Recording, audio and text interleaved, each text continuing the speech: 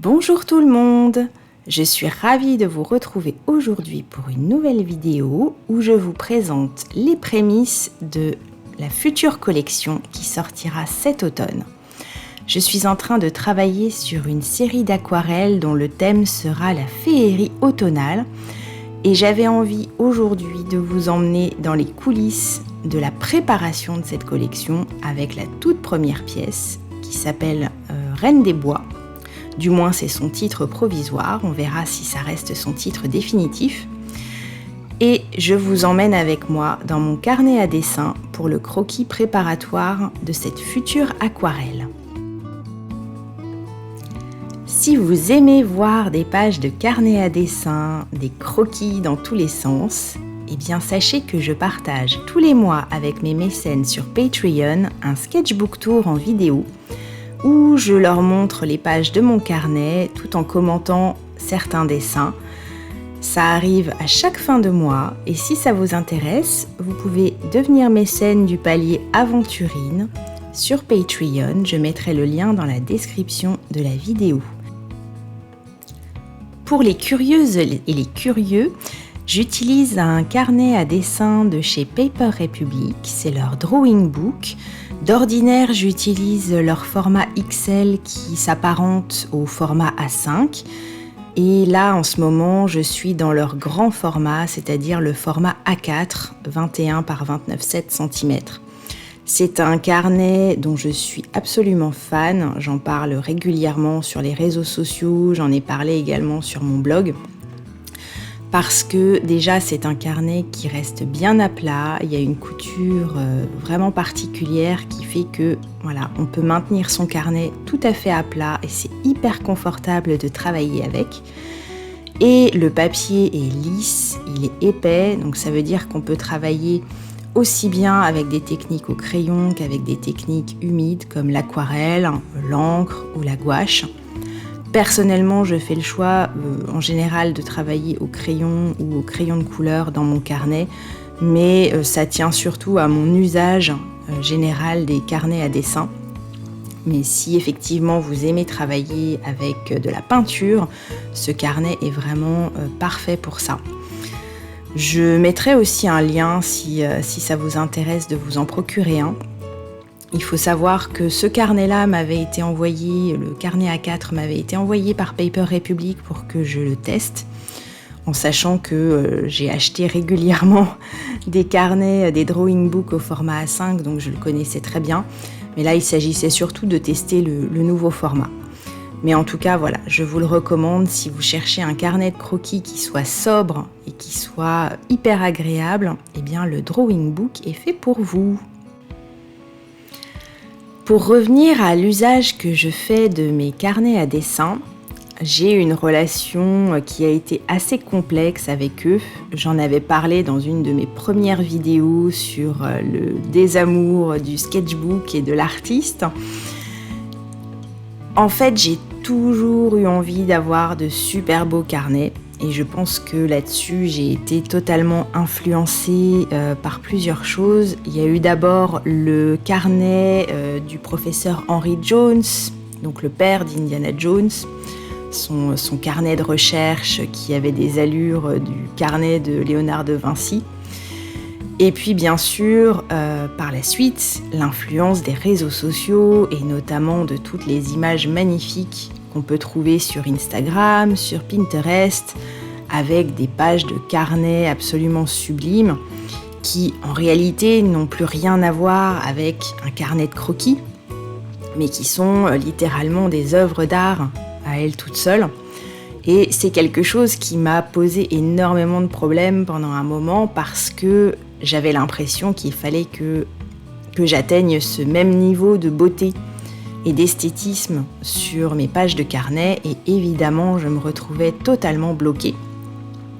Ce qui fait que je commençais des carnets à dessin et je les abandonnais très rapidement parce que mes premières pages ne correspondaient jamais à l'idéal que je me faisais du carnet à dessin et cet idéal était basé sur de fausses données puisque c'était des pages de dessin qui ne m'appartenaient pas et qui ne me ressemblaient pas. Et il m'a fallu beaucoup de travail pour admettre que réellement, moi je ne suis pas faite pour créer des pages de carnet qui soient magnifiques, qui soient hyper décorées, même si j'adore ça. Et même si je comprends totalement qu'on puisse vouloir embellir les pages de son carnet autant que possible, et quand j'en ai l'opportunité, eh bien j'essaye aussi de le faire, mais je ne me fixe pas comme objectif d'avoir un beau carnet. Je me fixe comme objectif de travailler dans mon carnet et d'y noter des idées pour de futures illustrations.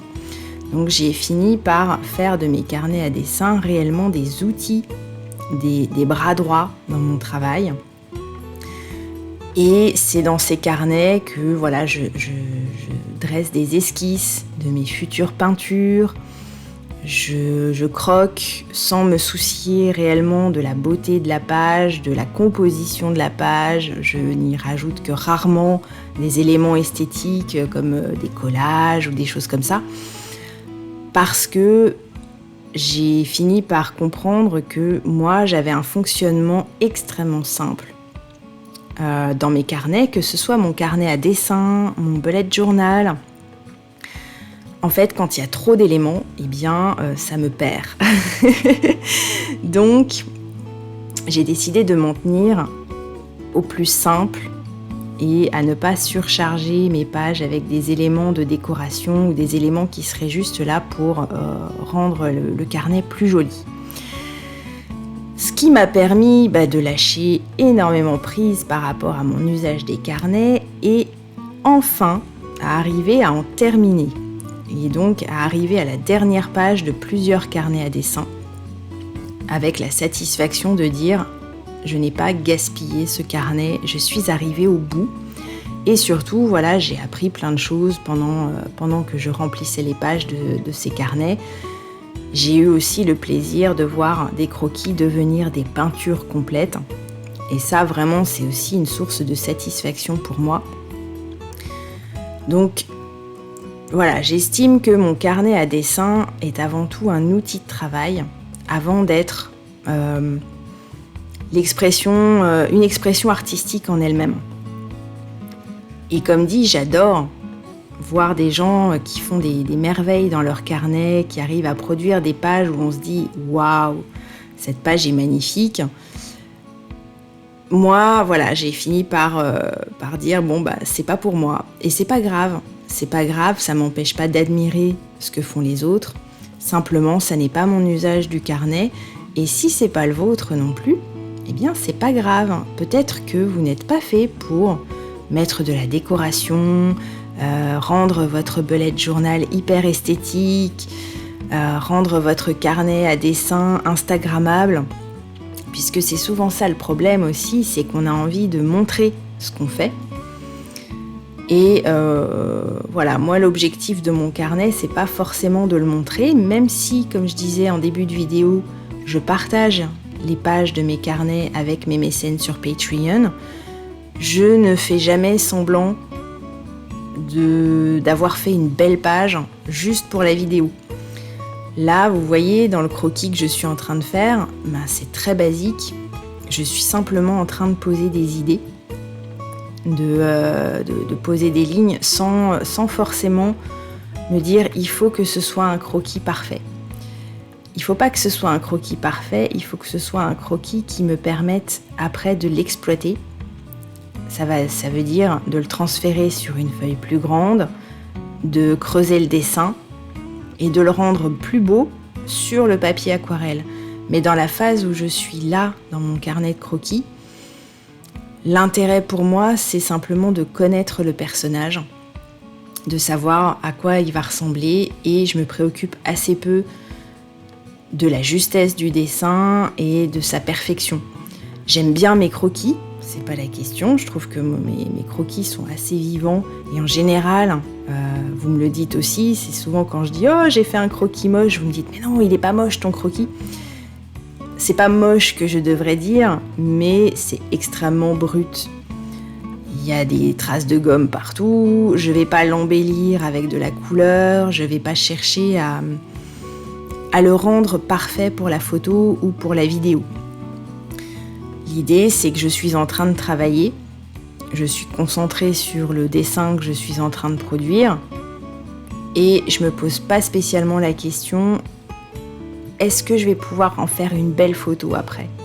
Est-ce que je vais pouvoir le poster sur les réseaux sociaux après ? Là, on est dans la phase de pure recherche. On est dans la phase où on pose les idées, ça donnera ce que ça donnera. Peut-être que ça donnera rien à la fin, ça m'arrive aussi quand je fais des croquis de me dire ok, ça finalement l'idée ne me va pas, on va partir sur autre chose. Là sur ce croquis, je me pose moins la question parce que j'ai déjà fait des petits croquis préliminaires. Vous les avez peut-être vus sur la page de gauche en début de vidéo, il y avait 2 vignettes et il y avait la version de ce dessin en tout petit. C'était vraiment la toute première réflexion où je m'étais dit « Ah, je verrais bien cette pose pour la Reine des Bois. » Et maintenant, je vais voir si j'arrive à lui donner vie en plus grand, dans un croquis un petit peu plus évolué. C'est pas encore un dessin préparatoire, c'est vraiment de la recherche. Je réfléchis aussi au décor que je vais poser derrière le personnage. Je gomme beaucoup. J'ai refait son visage parce que son visage ne me plaisait pas. Je trouvais que l'expression était un peu agaçante. Et voilà, la phase du croquis, c'est la phase où on réfléchit, on refait beaucoup. Et moi, de mon côté, je ne me préoccupe pas de savoir si je vais pouvoir faire une belle photo avec ce croquis, si mon carnet sera joli à la fin, mon carnet sera comme il sera. Et je pense que c'est important d'être capable de lâcher prise dans son carnet à dessin parce que si on est trop attaché à l'esthétique et au fait de pouvoir montrer ses croquis sur les réseaux sociaux, eh bien on finit par se bloquer et par abandonner une nouvelle fois son beau carnet, ce qui serait quand même dommage. Si ce croquis vous plaît et vous intrigue, je vous invite à vous abonner à la newsletter pour voir régulièrement les avancées de la collection et avoir des photos en avant-première de ce que va donner la future aquarelle. Je mettrai le lien vers la newsletter dans la description de la vidéo. Et je vous remercie d'avoir regardé jusqu'au bout. Je vous retrouve très prochainement avec de nouvelles aventures dessinées.